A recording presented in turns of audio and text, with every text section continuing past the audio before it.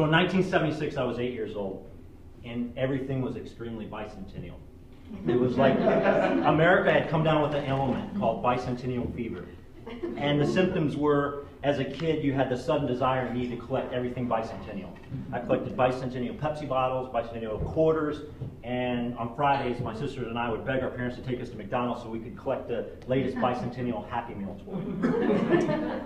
But it would be a middle-aged man with a mission and a motorcycle that would take the idea of bicentennial to a totally new level, and my obsession with bicentennialism to that level as well. My hero, the daredevil Mr. Evel Knievel, had added a swatch of stars and stripes to his classic white jumpsuit, and in the ultimate form of American patriotism, he had decided to jump a 76,000-gallon tank filled with 76 great white sharks. The build-up, exactly. I feel like I'm at home in Virginia.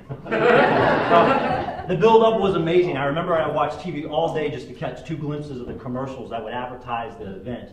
And it would show the commercials, which were advertising the jump on ABC's Wild World of Sports, would show Evel Knievel jumping through the sky, his classic cape trailing in the background, and then the screen would go black, and then you would hear the sound dun dun dun dun dun, dun. And you would see a great white shark dun dun dun dun dun swim across the screen, and then it would go black, and it would say, "Don't miss the bicentennial event of the bicentennial." It was like a kid had written the commercial for another kid.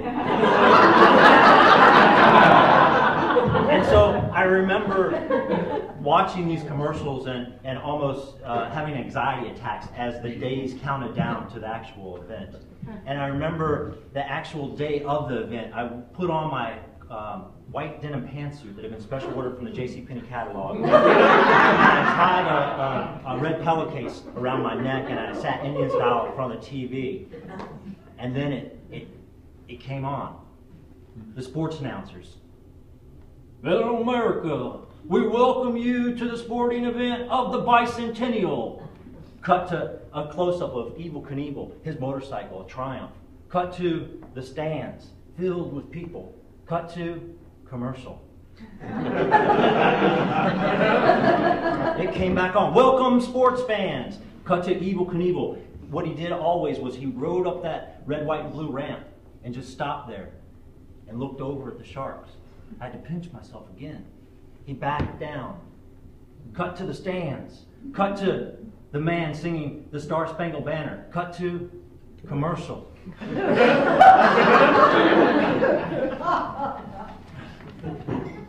"Welcome, sports fans." Cut to Evel Knievel gassing close up on his motorcycle. Cut to Evel Knievel jumping the ramp. Cut to Evel Knievel close up clearing the great white sharks. He lands perfectly, and then at the last minute he skids off the side of the ramp. He hits his cameraman. They roll over like a horse rolling off the side of a mountain. It's horrible. Evel Knievel is sent in the hospital. His cameraman is sent to the hospital. His cameraman loses an eye. I remember the next day they sent in Howard Cosell from ABC's Wild World of Sports to interview Evel Knievel in the hospital. And I remember watching it on TV. He went into the hospital room and he spoke into the microphone. There was a close-up on Howard Cosell, and he said, "Mr. Knievel, we consider you the last American gladiator. Do you think you'll really retire?" And even though this isn't Howard Cosell's voice, it's the best I can do. And I remember Evel Knievel looked in the camera, and I was totally transfixed. It was like he was staring right at me. And he looked right at me, and he said, "I don't know, Howard. I guess we're just going to have to wait it out." And the camera pulled out, and it was a long shot of the entire hospital room. There were 2 beautiful girls on either side of the open. And then it pulled out further, and in that moment, I knew what I wanted more than anything else in the entire world. Oh man, I wanted a cast on my leg. I had a cast on my arm the year before, and I loved how the chalky white gauze strips that the doctor dipped in water turned hard as steel like a warrior shield. And I loved how when I went to school with that cast, the kids lined up for miles to sign the cast with the magic markers. But I especially loved the amazing saw that the doctor used to remove that cast on my arm. It was like he was holding an electric cat, a little kitty cat, because it sliced right through that hard as steel cast, and it barely tickled my arm. And I imagined that he had that cat plugged into the wall, and that cat was just licking up and down my arm because it barely tickled.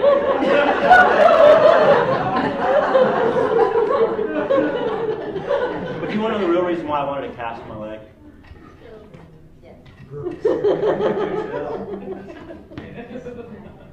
This is the audience participation portion of it. It's a modern thing a lot of storytellers are using, and we have it in Virginia. And I had lunch with my friend Augie the other day, and I said, Augie, I'm going to do this participation thing. Do they know about it? Important? He's all, you don't even have to introduce it. They're going to get it. So I'm going to ask a question, and I want y'all to answer. Okay. Do you want to know the real reason why I wanted to cast on my leg? Yes! Have you done this before? You're very good at it. I thought a cast on my leg would help me win the sympathies of my beautiful, single, third-grade teacher. Her name was Mrs. Ottenbright. Now, if you know me, you may be wondering, Slash, you come from a big family. Around your apartment, you have over 100 family members, and you come from a family of 5. Why do you have the attention deficit? Why do you need to win her attention? Well, it's true. I come from a family of 5, and therein lie the problem. My 2 twin sisters, Mac 1 and Mac 2, so named because that's what their initials spell. Melissa Angela Coleman and Michelle Andrea Coleman. They spoke a rare alien-like language until the 5th grade. It was called twin speak, or idioglysia. And so when Mac 1 spoke, she sounded like the teacher from Charlie Brown. And when Mac 2 spoke, she sounded like a creaky car door. And so, oftentimes I would sit in my room and be terrified as I heard them conversing through the thin wall. And when they laugh, they sound like a broken candy machine. They laugh like this.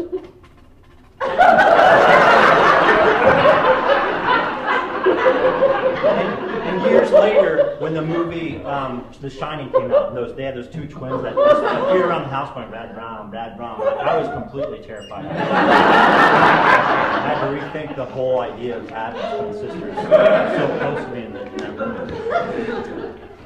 And so, oftentimes my parents would be taking them to speech therapists and pathologists, and my family friends would be coming over to share information with my parents. And I was oftentimes left waiting in the wings, kind of forgotten.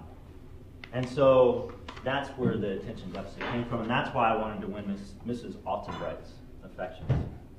And so to do so, I developed a very sophisticated plan. Every day after school until dinner, and on weekends until dark, I would put on my Baltimore Colts football helmet. Now, this is when the Baltimore Colts were in Baltimore rather than Indianapolis, but it was still a white helmet. It had the 2 classic lucky blue horseshoes on the side. My father had found this helmet at a yard sale, and it didn't have any padding inside. And so when I put it on my head, I was like one of those ceramic NASCAR wobbly heads. It just kind of wobbled around. And so my father had made me a macrame belt that I pulled tightly under my chin. And kind of and so what I would do is I would pull a 100-foot orange extension cord out the bathroom window. I'd gotten extension cords the year before for my 7th birthday.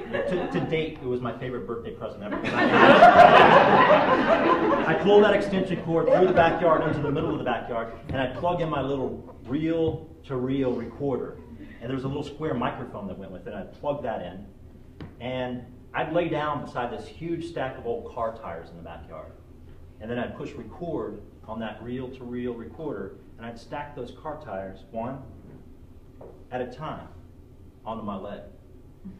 My theory is that if I could distribute the weight in just the right way, I could get my leg to break. And I wore the helmet because it made me feel tough, like a gladiator. And I recorded it because I felt that my parents or even the doctors might need proof of the break. And so every evening after those sessions, I would take the recorder into my room, and I would take off my helmet and replace it with this huge, massive set of headphones. and I'd plug it in and I'd push play and I'd rewind it to that day's session, and through the fuzz, I'd listen to the distinct crack of my leg that I never seemed to hear.